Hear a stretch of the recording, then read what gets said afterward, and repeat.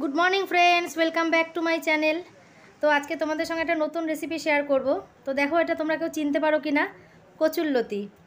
তো কচুরলতি হলে আমার তো এক থালা ভাত আমি শুধু এটা দিয়ে খেয়ে নিতে পারি। তাই আজকে আর বেশি কিছু করব না, কচুরলতি করব আর সোয়াবিন করব। তাই ভাবলাম একটা নতুন কিছু রান্না করছি, তো তোমাদের সাথে চলো শেয়ার করি। দেখো, এদিকে ভাতও প্রায় আমার হয়ে গেছে, এখন ভাত নামিয়ে নেব। তোমাদের শান্তনুদা আজকে অফিসে অনেকটাই তাড়াতাড়ি বেরিয়ে গেছে, তো সে কারণে। আর এখানে দেখো, গ্যাস মোছা কাপড়গুলো আমি ফুটিয়ে রেখেছি, যে কাজ করে ও এসে কেচে দেবে। এই দেখো, কচুরলতির জন্য কি করেছি: পেঁয়াজ কুচি, রসুন কুচি, কাঁচা লঙ্কা কুচি। টমেটো থাকলে খুব ভালো হতো, মানে টমেটো দেয়, তো যেহেতু আমার কাছে রান্না করতে গিয়ে দেখি টমেটোটা নেই, তো সে কারণে আমি এর মধ্যে একটুখানি সস অ্যাড করব, টমেটো কেচাপ অ্যাড করব। তো দেখো, আমি লতিটাকে ভালো করে ধুয়ে একটা পাত্রের মধ্যে নিয়ে সমস্ত মশলা দিয়ে দিয়েছি, নুন, হলুদ, আর যে কাটা পেঁয়াজ, রসুন, কাঁচা লঙ্কা আর একটু সস দিয়ে ভালো করে এটাকে মেখে নেব। মেখে নিয়ে একবারে বসিয়ে দেব। আমার এটা দারুণ লাগে, মানে আমার কাছে এটা হচ্ছে দারুণ লোভনীয় জিনিস। তো চলো ফটাফট রান্নাটা বসিয়ে দিই। এটাতে একটু তেলটা অনেকটাই বেশি লাগে, ঠিক আছে? কারণ কম তেলে কি বলো তো, মানে কচু তো মানে ঠিক একটা ভালো লাগে না। আর লঙ্কাটাও একটু বেশি লাগে, একটু ঝাল ঝাল হলে তবে খেতে ভালো লাগে। তেল গরম হওয়ার পর আমি কালো জিরা ফোড়ন দিয়ে দিলাম।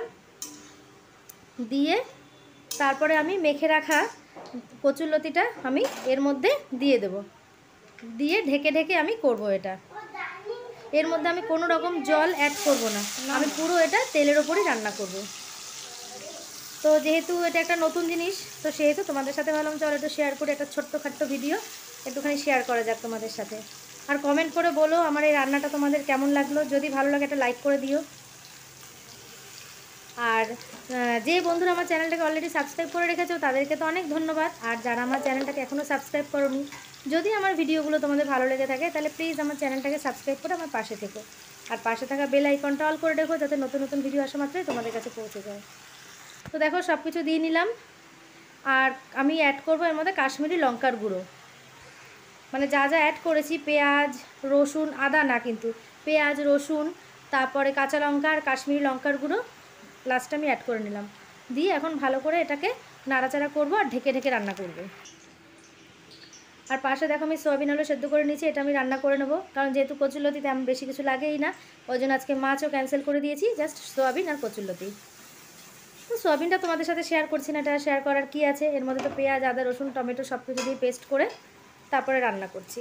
এই দেখো, আমার কিন্তু কচুরলতিগুলো বেশি একটা ভাঙছেও না, মোটামুটি সব কিছু গোটা গোটাই রয়েছে।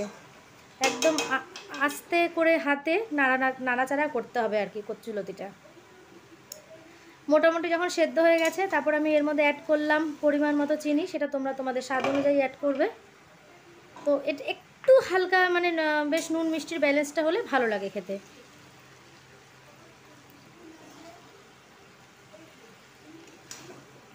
আসলে এক হাতে ক্যামেরা নিয়ে এক হাতে নাড়াচাড়া করতে একটু অসুবিধা হয়, সে কারণে। এই দেখো, ফাইনালি আমার কচুরলতি রান্না রেডি। এই দেখো, একটু তো ঘেটে যাবেই, বাট মোটামুটি এরকম আছে। তো তোমরা অবশ্যই একবার ট্রাই করে দেখো, এটা এই রান্নাটা করে দারুণ লাগে, দারুণ। তো চলো, টাটা।